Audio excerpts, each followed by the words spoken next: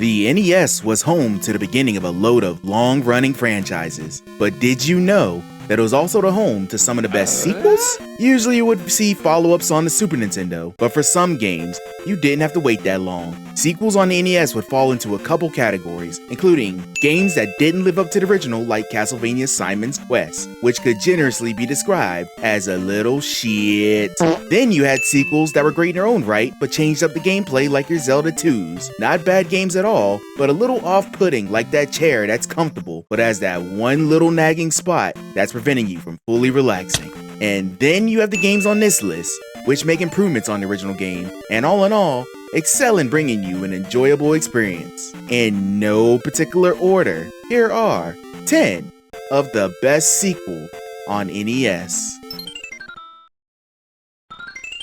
Yeah, you knew one of the games on this list would feature this mustache mug, and as soon as you saw the title, you knew it was gonna be this game. What else would? Donkey Kong Jr. Math? Super Mario Bros. 3 was released in 1988 by Nintendo. A perfection of the side-scrolling formula, Super Mario Bros. 3 establishes many different standards that will be adapted not only for future games in the Mario franchise, but in platforming games entirely, such as the world map, and new power-ups including Flight, which vastly opens up how you traverse through levels. Even things brought back from the old games are fine-tuned for a great experience, such as the picking up and throwing of certain enemies, and even the swimming levels, however slightly. As for the story, Party A and their kin curses multiple monarchs and eventually kidnaps Party B, which prompts Parties C and D to get off their ass and do some saving. I leave it to you to fill in the blanks. Really, the story is just a means to have the player traverse through several expertly designed levels, all patterned after a theme, that are a joy to play through. For any frustrations that may arise because of a short jump into a pit, or an enemy just barely clipping you, or that terrifying fucking sun that keeps following you around, the game is fun enough to keep you going till the end. Really, this game was so hyped there's a whole movie that promoted it, and inspired a whole ass TV series afterwards. Now that's some true motion right there. Do yourself a favor, and play this justifiably lauded masterpiece. When Teenage Mutant Ninja Turtles came out in the arcades, kids everywhere lost all sorts of their parents' money just to continuously play the 4-player beat-em-up. Ripping and tearing across the many different levels and bosses inspired by the TV show, the game was so popular, it stood out even in a genre already loaded with similar fare. Kids began clamoring for a home version for their game consoles, and in response, they were given TMNT on NES, which, let's be real, was a huge letdown. No amount of electrified seaweed and guys on fire could help the disappointment that was the initial release. Well, in response, the sequel was directly based off the arcade game. It was justifiably lauded with praise. That game, however, won't be on this list, as there's an even better game. TMNT 3, The Manhattan Project, was released in 1991 by Konami. Although mechanics were largely unchanged from the previous game, with the turtles going from screen to screen, fighting enemies until they reach a boss at the end of each level, the game is a whole original experience with an original story involving Shredder essentially taking entirely of Manhattan hostage, and the turtles cutting short their sunny beach vacation to take them down. Everything you enjoyed from the previous games are here, including the 2-player action, and the various TV show enemies coming to experience a beatdown. The graphics are really nice, and the music will have you humming to yourself long after you're done ripping Super Shredder a new asshole. If you wanted an at-home arcade continuation of the original arcade beat-em-up, TMNT 3 The Manhattan Project provides all you need and more. The game is damn hard though, so be sure to rage-proof your controller from being yeeted at the wall.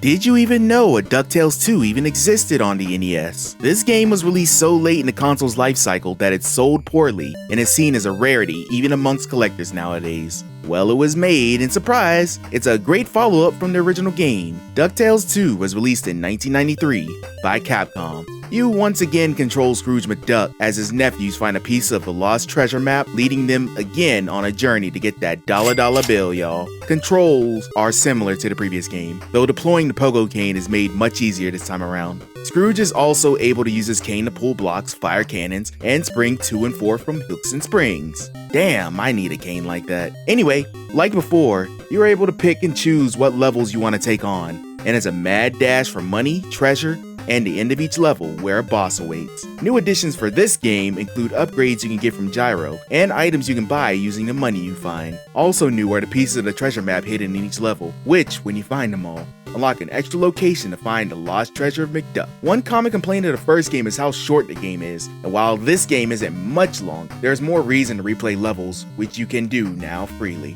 And while you replay each level, you get to hear the absolute banger soundtrack that Capcom populated it with. Ducktales 2 is more the same given to you with Ducktales, but gives you a little more adaptability to what you want to do and a little more motivation to do so. And also, like before, you can try for all the endings. Who wouldn't want to see Scrooge penniless and broke at the end of all this trouble and strife? Oh, this one might ruffle some feathers. Not because of a Mega Man game on the list, there were 6 of them on this console. One of them was bound to be here, but maybe because I didn't choose the right one. In terms of the most popular on the console, Mega Man 2 is the creme de la creme, and the one most lauded in general. But I would like to argue that Mega Man 3 is the true high point in the series, but let me get to that a little later. Mega Man 3 was released in 1990 by Capcom. If you don't know the Mega Man NES formula already, let me break it down for you. You are Mega Man. Well, not you. You were an awesome cool person who decided to watch my video. Your character is Mega Man. You were made by Dr. Light. Dr. Wily, the asshole, makes 8 robot masters to take over the world. Mega Man is tasked alone with his blaster and the powers he gains from defeating each of the robot masters to take on Dr. Wily and save the world. That's the basic premise, give or take some expanded story in this game about Wily pretending to be good at first. Easy enough? Well, with this game, you get the Mega Man formula at its absolute best and arguably its hardest. The robot masters you fight all have great level and gives you awesome power-ups, including Hard Man, hee hee. New to this game is the Slide, which helps you traverse through small projectiles and small holes, hee hee, and more importantly, Rush. Yes, your faithful robot pup makes his debut in this game, and he definitely has his uses. You unlock more of Rush's forms as you play through the game, including a jump power-up, a jet to fly across the screen, and a submarine to maneuver underwater. All of these new additions are already awesome, but you know what the cherry on top of this sundae is? Once you beat all the robot masters, you then have to take on the Doc robots, which are the robot masters from Mega Man 2 kinda sorta. Well, their powers at least. All of this adds up to the most complete Mega Man experience on the NES, and one you need to play as soon as you can. Let's follow up with another third installment on a long-running franchise. Honestly, Castlevania 2 gets a little too much flack, especially from me. Yes, it's different. Yes, it's overly cryptic without a guide. Yes, it can be mind-blowingly frustrating sometimes, but wait, what was I saying? Anywho, the Castlevania trilogy is headlined by its clear standout, which would be the third installment. Castlevania 3, Dracula's Curse was released in 1990 by Konami. You control Trevor Belmont. As part of your clan's bullshit grudge against Dracula, you have to venture forth and take him and his forces down. The typical Castlevania gameplay has returned for the sequel, with the RPG elements of Castlevania 2 being thrown out the fucking door. Trevor walks through each level whipping it up, using his side items, and jumping across different platforms till you get to a boss at the end. This continues till you reach Dracula in all his ugly glory. This may sound the exact same as the first game, but you actually have some help in this quest. As you defeat certain bosses, you can gain an ally to help you on your journey. This is achieved by switching Trevor out with your chosen ally where your gameplay changes depending on who you pick. This already adds some spice into the Castlevania formula, but are you ready for optional level path choices? Yes. In this game, at certain junctions, you're given choices for how you want to proceed, and that will determine what levels you play.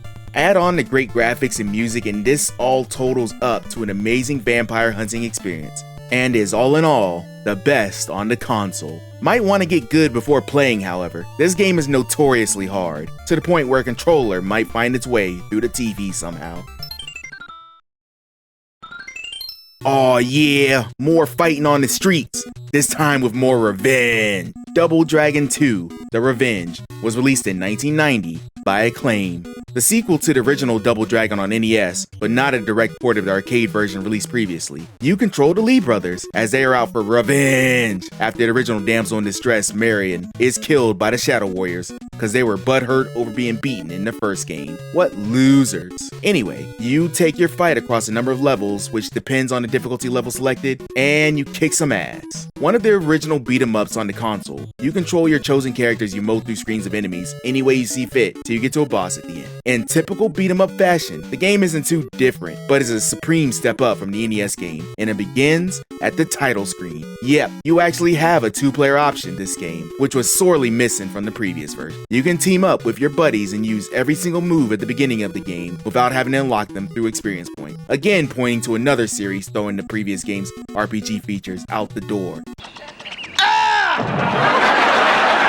That's not all, however. You get cutscenes in between the stage similar to the Ninja Gaiden series to expand the story of revenge. Have I said you're on a journey of revenge? But the less restrictive nature of the 2-player gameplay makes this game a little more representative of the arcade version, even if it isn't perfect. Really, this game satisfies all the checkboxes for an NES classic, and one that is fun to drag a friend along with. One drawback though, we don't get the fighting game mode B back. Shame. What is with the name Super C? We all know this is a sequel for the original NES Contra. Why'd they shorten the title more? Well, actually, there's a story behind that. But first, Super C was released on the NES in 1990 by Konami. Similar to the original game, this is also a port from the arcade, just NES-ified. You control Bill and Lance in 2-player action, as they must now take on more aliens who have taken over a high-tech military base, running and gunning down anyone they see. The true basis of a run-and gun game. The first one is a difficult classic in all aspects, and the sequel doesn't try to reinvent the wheel. You gun down all the aliens you come across in either a horizontal or new top-down level structure, while being able to pick up power-ups that change how your gun functions. You die in one hit, so you must balance out killing all the enemies on screen while looking after your little man running. Super C keeps all of the power-ups from the original, so you can continue to look forward to losing your spread shot to the cheap-ass fire. Actually, the fire gun has been retooled in the sequel, and is actually useful? Yeah, let's go with that. So if so much similar to the first game, what makes the sequel stand out? Besides the additional levels in the NES version which some players could take or leave, the game is just fun. Instead of solely focusing on the run and gun action with platforming taking a back seat, the platforming is just as important in this game. Jumps are a little more skin of your teeth, with more thrilling obstacles for you to overcome. It's not too much that it's annoying, but it's notable that the levels feel more alive. Add that on with the absolutely great soundtrack, and you got a sequel worth checking out. It may not be better in a lot of people's eyes, but in mine, it's a near perfect follow. But yeah, about that name. Apparently in North America, the title was shortened to not have the word Contra because, you know, at the time there was the Iran-Contra affair going on, and Konami was like, fuck that noise. A little fun fact for you to leave this video with. It's time to go back to war, son! 1943 was released in 1988 by Capcom, the sequel to the popular arcade hit and piss-poor NES conversion 1942. Does 1943 reach higher than the original on this platform? Well, you're watching a video of the best sequels, and this game is being featured.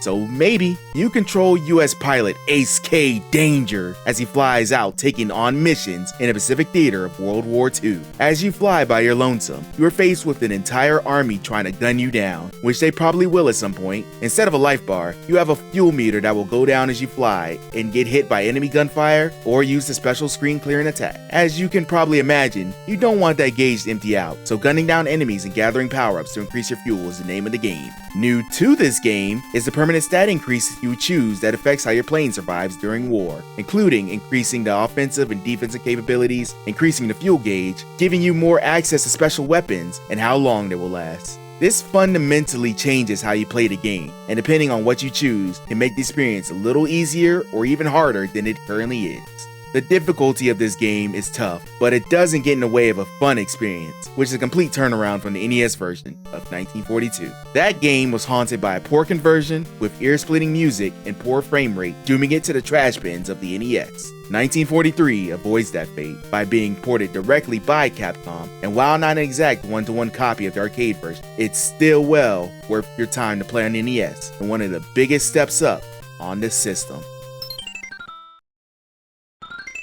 The Adventures of Lolo 3 was released in 1990 by HAL Laboratory. technically the 9th game in the original Eggerland series. This is the 3rd game released in North America for the NES. A puzzle game. You control Lolo and Lala, two cute-ass creatures destined for one another that are on an adventure to save their friends that are turned to stone. How do they do that? By completing more puzzle rooms, of course.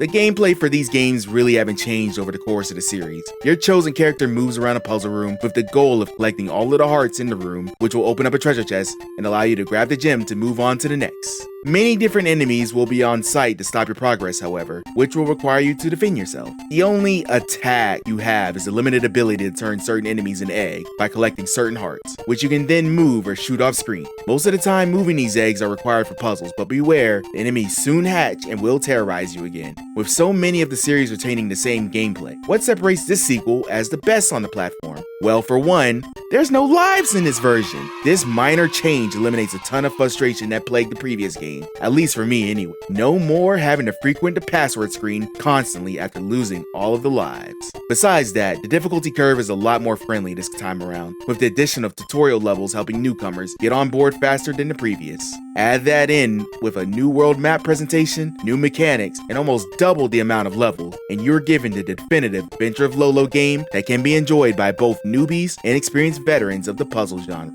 Lolo and Lala both got drafted to the Kirby series, but it's a shame we are unlikely to see anything new in the original Eggerland series nowadays, as these games are the perfect amount of both frustration and genius that would be appreciated. And to finish off this list, we take a trip to one of the original long-standing RPG series on the NES platform. Dragon Quest III, otherwise known as Dragon Warrior 3, was released in 1992 by Chunsoft and Enix. If you're familiar with most RPG games of the era, this one won't be too far out of your wheelhouse. You control the player named Hero as they are on a quest to save the world from the Archfiend one level at a time. Using turn-based combat, you defeat various monsters and encounters to gain experience points and money, which you can then use to upgrade your equipment. You aren't alone this time, however, as you are able to recruit other party members at designated areas to aid you along in battle. These companions also each have their own classes which determine which equipment works best for them, what spells they may learn, and how their stats may be distributed. This new addition completely changes how you navigate through the game, which then opens up further when you can change classes when you reach a certain level. Other new things to this game include the day-night cycle, which changes the environment at certain points of the day, including new items and encounters, and the baking system,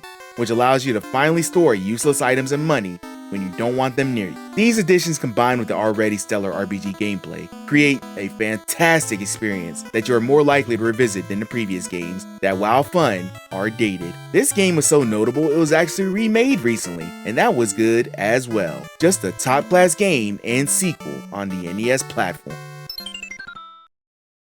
Have any other sequels that are worthy of making this list? Leave them in the comments below. Be sure to subscribe to the channel to not miss any further videos, and find me on Twitter, Twitch, and Blue Sky at SleepyheadDre. Be sure to join the Discord too. Link is in the description. Thank you, and hope to see you again soon.